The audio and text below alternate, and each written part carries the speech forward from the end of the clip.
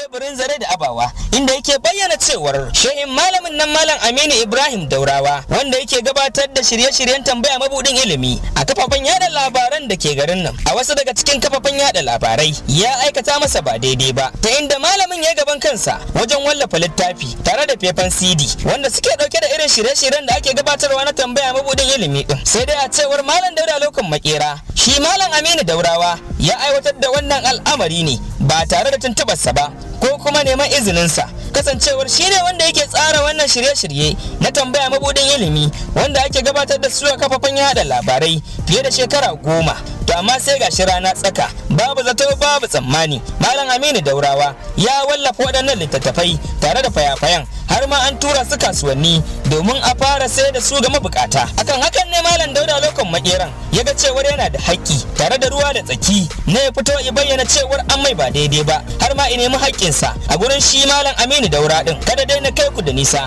ga dai Malam Dauda a lokacin da yake zantawa da teburin zare da abawa kan wannan korafi nasa. Na zo wannan fili na ku mai albarka domin na mika korafi na ga al'umman musulmin duniya gabaki daya akan wani shiri da ake gabatarwa a gidan rediyo guda 19 na arewacin Najeriya wanda ake masa lakabi da tambaya mabudin ilimi wanda Sheikh Aminu Ibrahim Daurawa yake gabatarwa. Ni ne jagoran wannan shiri, ni ne coordinator wannan shiri. Duk inda ka ji shi ne nake kai shi kuma ni nake rubutawa. Amma abin takeici shine yau da safe na tashi cewa an yi littafi akan shirin an kai shi kasuwa za a sayar da shi ba tare da na sani ba kan naira 3,000 amma ni ban sani ba kuma ba tuntube ni ba ya magana da ni ba shawara da ni ba kawai labari nake ji kuma amma na bincika kuma na je na ga littafin da idanuna na gan shi na rike shi a hannuna kuma na buga wa Malam Aminu Ibrahim Daurawa waya cewa shin yana da masaniya akan wannan littafi ya tabbatar min da shi ne yayi littafin kuma shi ya baya kai a kasuwa a sayar ki saboda haka nake so al'umman musulmin duniya su mana shari'a su mana adalci tsakani na da ni da shi wannan ya kamata a ce mutum mai ilimi irin sai abu wannan amana ce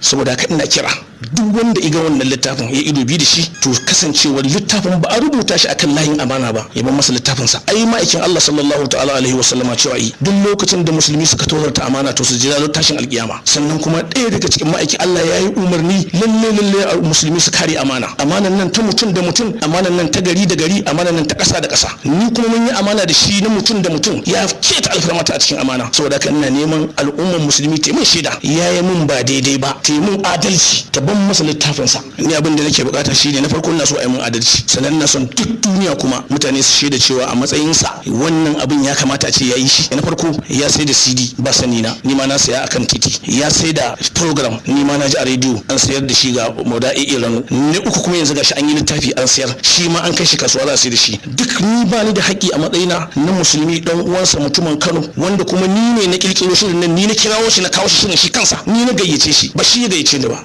To wani zai ce ko da akwai wani shaida wacce take a hannu wacce za a yi nuna duniya cewar kai ne wanda Allah ya sa alhakin wannan kula da shiri da na kaset da na littattafai duka yake hannunka. Wannan dai shiri ga baki duk inda ka ji shi ne kashi kuma ga certificate ɗinsa wanda NCC ta ba da certificate akan cewa ta bani certificate cewa ta yarda da wannan shiri na yi kuma ga certificate din duk duniya duk wanda yake so yanzu kuma duk inda ka bincika a duniya za ga certificate din nan sunana ne Malam Muhammad Dauda Lokon Makera akai saboda haka abin takeici ne a ce an yi wannan ba da izini na ba kuma ni dinnan nema gurgurdan ilimi gurgurdan karatu na yi karatu ba jahili bane ni domin da jahili ne ni ba zai iya amfana ta shekara 10 na rubuta masa abin na hawa kai ina aiki da shi ba. To sai dai kasancewa karfe ɗaya baya amo hakan ta sanya mijin ta bakin bangaren Malam Aminu Ibrahim Daurawa wanda aka mika wannan zargi a gare shi ya bayyana wakilin Musaminu Ibrahim Magashi irin hanzarinsa dangane da wannan zargi da ake masa a zantawar da suka yi da shi a wayar tangarahu. Mutum yana korafi ne idan an shiga hakkinsa. Wa yake gabatar da shirin tambaya wadda ilimi? Muryar wace ce? Gaskiya ya dauki nauyi a sa a rediyo ne kuma ina amsa fatoyin mutane fi sabilillahi kyauta. Yanzu idan na tattara fatoyin da ke hannuna zan mai da su littafi sai na nemi izinin SKY idan yana sawa a rediyo. Isko sai nemi izinin Dauda saboda shi ne wakilin SKY wajen biyan kuɗi a rediyo ko shi yake rubuta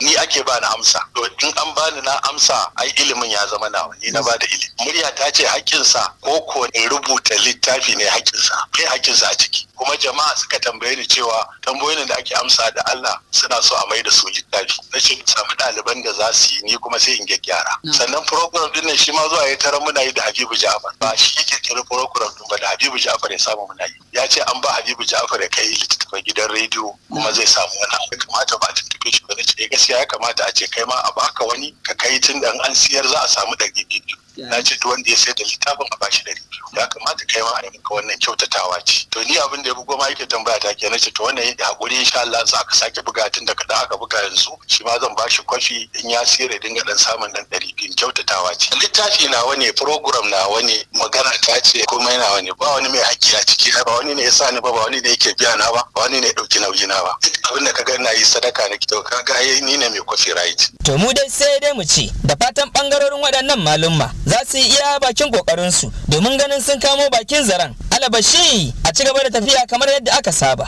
Yanzu kuma sai kotu inda za mu tafi kai tsaye.